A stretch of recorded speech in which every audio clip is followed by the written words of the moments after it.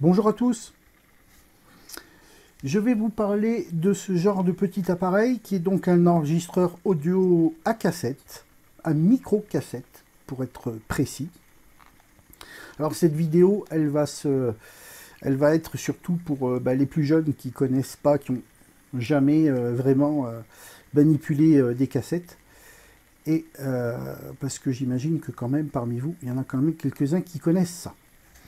Alors, la cassette, la voici, c'est-à-dire que ça, c'est le petit support sur lequel sera enregistré les sons, puisque cet appareil donc permet d'enregistrer. Il y a un micro qui est intégré quelque part, et vous avez donc un haut-parleur qui est ici pour rejouer ce qui vient d'être enregistré. Alors vous avez un potentiomètre pour le volume, ça ok, pas de souci. Au niveau des commandes, vous avez une commande play, ok, une commande record, donc enregistrement. Vous avez parfois un bouton stop eject, comme c'est le cas ici. Et c'est là que ça diffère un petit peu des enregistreurs cassettes, où vous avez un ou deux espèces de boutons bizarres, et peut-être même trois. Donc là-dessus, en fait, il faut savoir que ces appareils-là, ils étaient prévus pour pouvoir faire des avances et des retours rapides très vite. C'est-à-dire que pendant que la cassette, elle tourne, vous pouvez, avec ce bouton-là, qui est un poussoir, soit dans un sens, soit dans l'autre, vous pouvez avancer ou reculer votre bande pour pouvoir la lire et venir, par exemple, sur un morceau de piste précis, chose qu'on ne peut pas faire avec d'autres lecteurs à cassette. Voilà, vous avez ici un petit bouton pause, qui sur ce modèle-là est un bouton poussoir comme ça, mais qui peut être un bouton autrement. Bon, il faut savoir que, voilà, quand le bouton pause est activé, même si la lecture ou l'enregistrement est en route, ça ne tourne plus. Voilà. Donc votre référence à vous va être de bien regarder que la petite cassette, elle tourne. C'est-à-dire quand vous enregistrez, il faut bien que la cassette, elle tourne. Si jamais le bouton pause est enclenché, vous entendez le son, très bien, mais la cassette, elle ne tourne pas. Et il n'y a pas d'enregistrement. Donc faites gaffe avec ça. C'est important. Sur ce modèle-là, vous voyez qu'il y a un autre poussoir avec 4 positions où c'est marqué speed. Ça, c'est rien d'autre que la vitesse d'enregistrement. Et donc, il y a 4 positions. Donc, vous pouvez enregistrer plus ou moins rapidement. Donc, moi, ce que je vous suggère de faire, en fait, donc ça permet simplement de faire tourner la cassette moins vite ou plus vite. Pourquoi? Eh bien, parce que, en fait, l'enregistrement, il est limité sur ce genre de choses. Donc ça, c'est une cassette, micro-cassette qui fait 30 minutes, c'est écrit dessus. Elle fait 30 minutes par face. 30 minutes de ce côté, quand on la retourne, 30 minutes.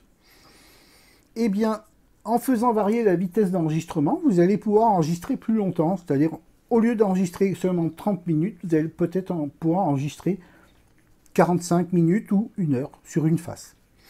Par contre, le problème qu'il y a, c'est qu'il faudra bien avoir le lecteur qui soit capable de lire à la vitesse où vous allez enregistrer. Parce que si vous enregistrez sur un lecteur et que vous écoutez sur un autre lecteur, si l'autre lecteur n'a pas la possibilité de faire varier la vitesse, vous allez avoir un problème. Voilà, ce genre de choses. Hein. Enfin, si vous avez qu'un appareil, à la limite, c'est pas trop gênant. Voilà. En enquête, je vous déconseille de tourner en vitesse rapide ou autre avec ce genre de choses. Il vaut mieux tourner en vitesse normale. Et donc les micro-cassettes qui sont des supports qui s'altèrent relativement rapidement, je vous déconseille de réenregistrer sur la bande. Même s'il n'y a rien ou quoi que ce soit, il vaut mieux à chaque fois utiliser une cassette vierge. Tout simplement parce que sinon vous allez avoir des soucis. Il faut savoir que dans l'appareil, vous avez une tête d'effacement et une tête de lecture. Et quand vous allez enregistrer, la tête d'effacement va repolariser les petites particules magnétiques sur la bande en plastique et elle va réenregistrer par-dessus. Et là, vous risquez d'avoir donc superposition de sons en fonction de comment l'état de la bande, si la bande est en mauvais état ou autre. Et enfin voilà, quoi qu'il en soit, moi je vous conseille vraiment chaque fois d'utiliser des cassettes neuves. On en trouve bien sûr, puisque ça revient à la mode, ils en revendent. Par contre, les prix, ça va de 9 € à plus de 40 € la cassette. Bon, ça fait chéro pour ce que c'est. Enfin bon, bref. Donc, voilà, utilisez une cassette neuve et ne réenregistrez pas par-dessus. Ça vous évitera bien des soucis. Voilà, autre chose. Dans la plupart des cas, tous n'ont pas cette possibilité, mais dans la plupart des cas, vous avez une prise pour un écouteur extérieur, enfin une prise casque, et une prise pour micro extérieur. Si vous devez utiliser ce genre d'appareil, si vous souhaitez utiliser ce genre d'appareil, je vous conseille vraiment d'utiliser un micro extérieur qui sera beaucoup plus sensible que ça. Parce que ça, c'était prévu, ce genre d'appareil qu'on appelait des dictaphones, c'était prévu pour parler devant la bouche comme un micro normal. C'est-à-dire qu'on ne mettait pas ça à 4 mètres de sa bouche quand on voulait enregistrer, on le mettait relativement proche de la bouche. Ce qui veut dire que le micro qui est là-dedans, c'est pas un micro de super qualité, c'est pas un truc qui est super sensible. Utilisez un petit micro extérieur avec une prise jack et normalement vous aurez quand même de bien meilleurs résultats. Voilà, c'est le conseil que je peux vous donner avec ce genre de truc. Et encore une fois, utilisez une cassette neuve à chaque fois, ça sera pas plus mal. Faites gaffe aux piles. Parce que sur ce genre d'appareil, c'est des petits moteurs électriques qui tournent dedans. Et ça consomme, c'est pas énorme non plus, mais voilà, c'est moteurs électriques, ça consomme beaucoup plus qu'un lecteur, qu'un enregistreur numérique, hein, qui lui ne fait pas tourner de moteur. Donc voilà, il faut penser quand même à ça. Hein. Il y a possibilité sur certains de pouvoir utiliser une source extérieure. Pensez-y lors de l'achat des appareils. Sur les appareils d'occasion, on en trouve beaucoup. Et ils ne sont pas toujours en super bon état. Essayez de prendre de la marque. Je vous conseille véritablement la marque Olympus. Ça, c'en est pas un Olympus. Je vous conseille vraiment la marque Olympus qui était leader dans le domaine des dictaphones. À microcassette, c'était du très très bon matos. Voilà, solide et tout. Au niveau de la maintenance, ces appareils-là, comme tout appareil à cassette, en fait, il y a des petites courroies qui sont dedans. Et les petites courroies, de temps en temps, ça finit par s'user, surtout quand l'appareil est souvent sollicité. Bon, voilà, ça se change hein, quand on les trouve. Il y en a qui, celui-ci n'a pas de courroie, c'est directement des pignons qui sont dedans. Les Olympus n'ont pas de courroie non plus, c'est souvent des petits pignons et du coup c'est pour ça qu'ils sont fiables parce qu'ils n'ont pas trop de problèmes de courroie. Voilà pour ce qui est donc de cet appareil, ce que je peux vous en dire là-dessus. C'est... Oui, bon... Alors, pourquoi revenir à ces appareils-là? Eh bien, justement, comme je vous ai dit dans la vidéo, sur ce genre de truc, donc de support magnétique, surtout si on enregistre plusieurs fois sur la bande, il y a des moments où l'effacement se fait mal et vous pouvez avoir, au niveau de l'audio, vous pouvez trouver des fois des sons un peu bizarres qui peuvent vous faire penser à des PVE.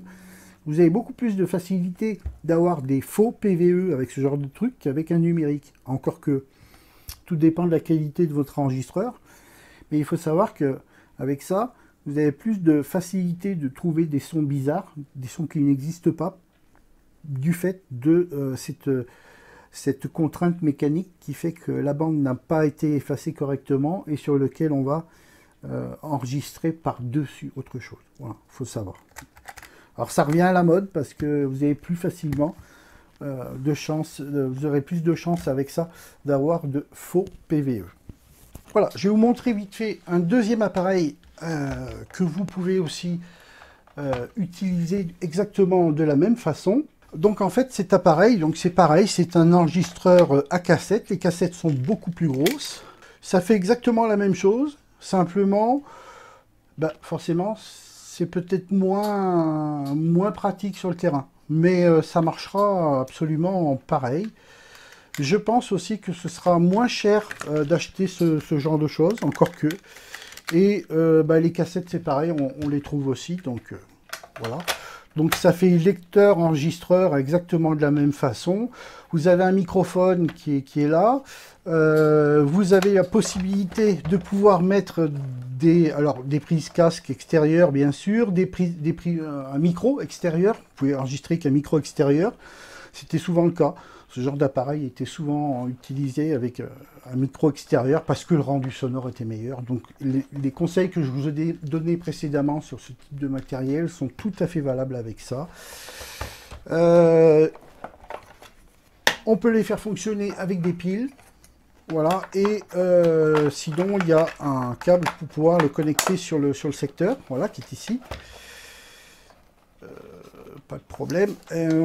Sur celui-là, j'ai vu que voilà, donc ligne in, donc on peut enregistrer une source extérieure, n'importe quel type de fichier audio qu'on peut enregistrer donc là-dessus avec un niveau plus élevé que le micro, et vous avez aussi une sortie ligne, c'est-à-dire qu'avec un jack, vous pouvez rentrer sur votre carte son de PC pour numériser la bande. Voilà. Ça peut être un truc qui peut être utile potentiellement. Alors là-dessus, c'est un peu pareil, hein, les cassettes, voilà, c'est exactement pareil que tout à l'heure. Le top, c'est d'utiliser des cassettes vierges à chaque fois, parce que sinon, vous risquez vraiment d'avoir des soucis avec ça, et d'enregistrer par-dessus des sons qui sont déjà existants, et d'avoir des faux PV. Donc honnêtement, vu le prix que ça coûte, moi je vous suggère vraiment d'utiliser à chaque fois une cassette neuve, pour être sûr du coup. Après, bon, voilà. Alors celles-là sont pas forcément plus résistantes que les autres, hein. C'est vraiment un peu la même chose, hein, quand même. Voilà ce que je peux vous dire sur ce type d'appareil. Et puis, ma foi, à bientôt pour un prochain sujet. Salut!